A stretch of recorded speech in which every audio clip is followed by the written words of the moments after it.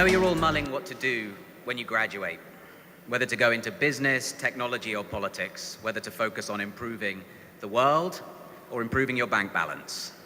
But I wanted to plant a seed in your minds as you begin your professional journeys. And that's about the importance of information, scholarship, and truth in our digital age.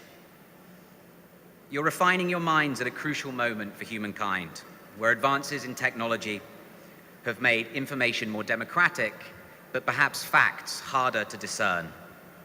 And today I want you to reflect on your challenge, and actually I would say your responsibility, to handle information responsibly and to navigate a rising tide of false information and fake news. Now, for the 12 years since I was sitting where you are now, I've worked in the news business, a sector that no matter what career you choose, will play a crucial role in all of your lives. All of you need accurate information to make decisions, to understand your industry or your community, to form a coherent view of the world. Now, you know that the news industry has been constantly redefined by technology. Apple launched the first smartphone 10 years ago, and now more than 2.6 billion people around the world are using them every day, able to access anything at any moment at the touch of a button. Facebook was founded in 2004 and now has more than 2 billion monthly users, which is half the world's online population. Twitter was founded in 2006, and 500 million tweets are sent every day, including, full disclosure, quite a few from my account, although not as many as from the US presidents, I must say. This technological revolution has transformed the way that I work and the way that you guys read and consume information. As an example, once upon a time, a correspondent like me would travel to a place or an event, spend days interviewing sources, thinking, crafting, and writing. We would send a story or a video back to our editing desk in a hub where someone, again, would read, double-check, verify, and then adjudicate on where to publish and how to publish.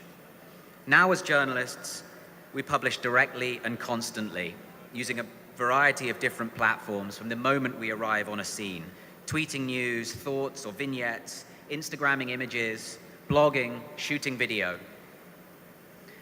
As Dawn said, I've just returned from 1 week in Zimbabwe reporting on the fall of Robert Mugabe, during which time me and my team filed 23 stories and tweeted more than 500 times, giving people real-time updates as the historic events unfolded.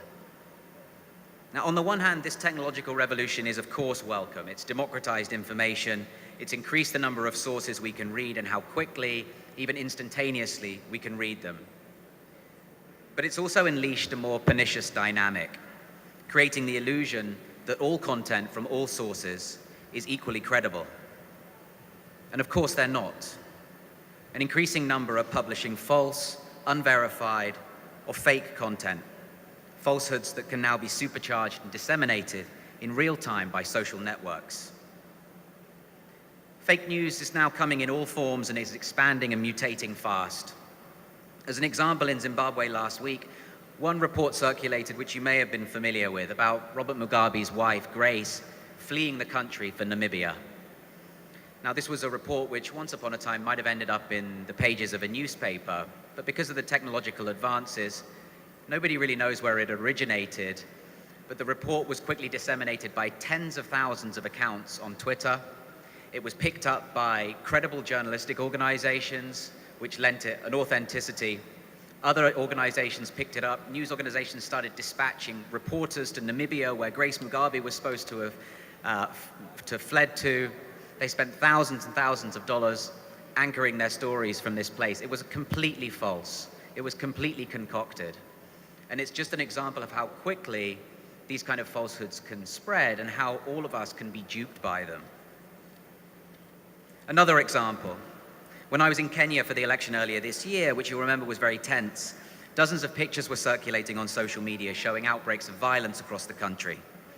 These pictures, some showing people being beaten or even killed, were distributed by thousands of accounts and again picked up by journalists, which gave them credibility. The problem was these pictures were actually from 2007. They were a decade old, but they were being reshared and spread around the internet as if they were contemporary content. Now, at one point, people were so angry that they wanted to go out onto the streets themselves, and the country was lucky to step back from more of this violence. But again, it's a very cautionary tale. Here in Nigeria, you're also aware of fake news, of course, not only in your domestic media, but also in foreign coverage of the way that the country is portrayed.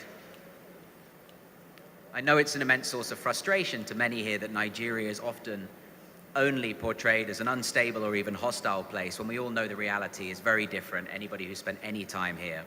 It's not only Africa's largest economy, it's its most dynamic market, and this university is an example of how it's home to so many entrepreneurial people.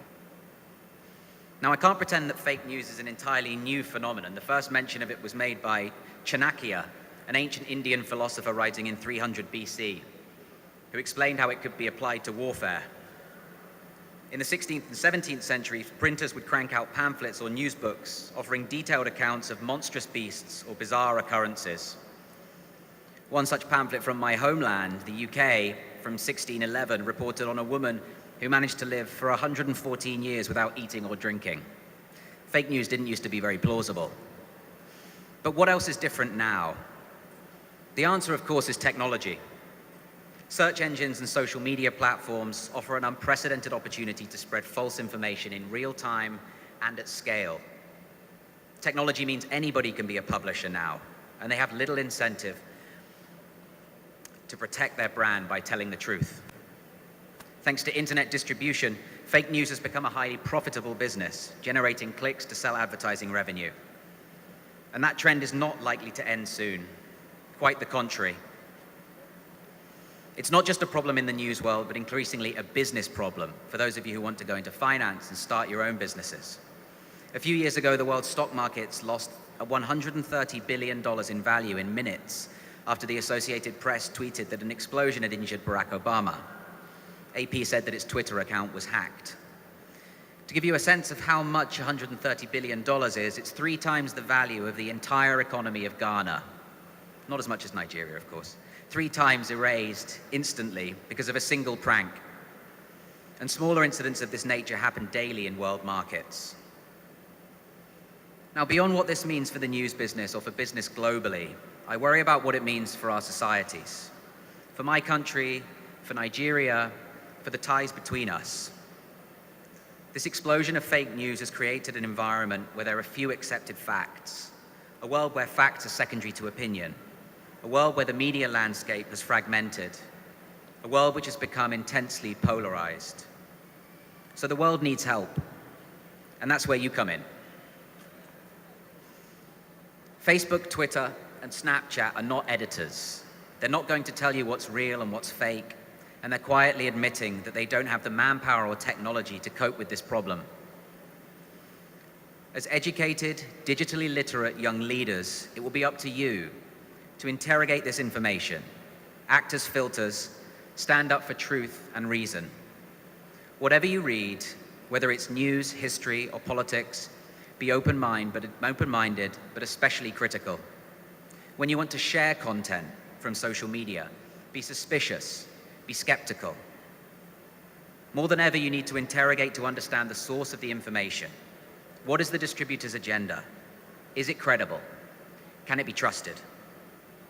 As the history majors among you know all too well, when people invent their own facts and attack those who question them, it can mark the beginning of the end of a free society. It's a big deal, and it's not easy to fight against.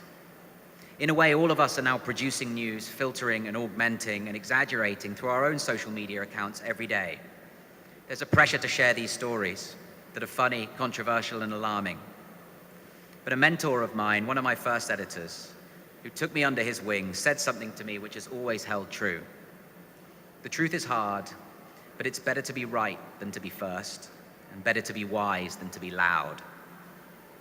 All of you are blessed with the intellectual capacity to not take any of this information at face value, but dig deeper, to look past the headlines, to clarify whether what you're reading or viewing or hearing is in fact good information. And you're the demographic to lead this challenge. Your voices will be amplified by your openness to the world and a digital fluency that the older generations can barely comprehend. You intuitively understand this digital landscape. You can navigate these informational trends much better than we can. The AUN mission statement spells out your responsibility in this regard. It says, AUN will foster the creation of leaders committed to sustaining a democracy in which diverse people share in the rights and responsibilities of citizenship, proficient in creating and applying technology to wise purpose, and dedicating to securing a humane and prosperous world. This is your goal. Dig deeper to generate understanding. Understand to identify problems and find constructive solutions. Strive to create better understanding and collaboration. When you next look at your phone, when you open your apps, and you start scrolling, be rigorous. Remember, the truth is in your hands. Thank you very much.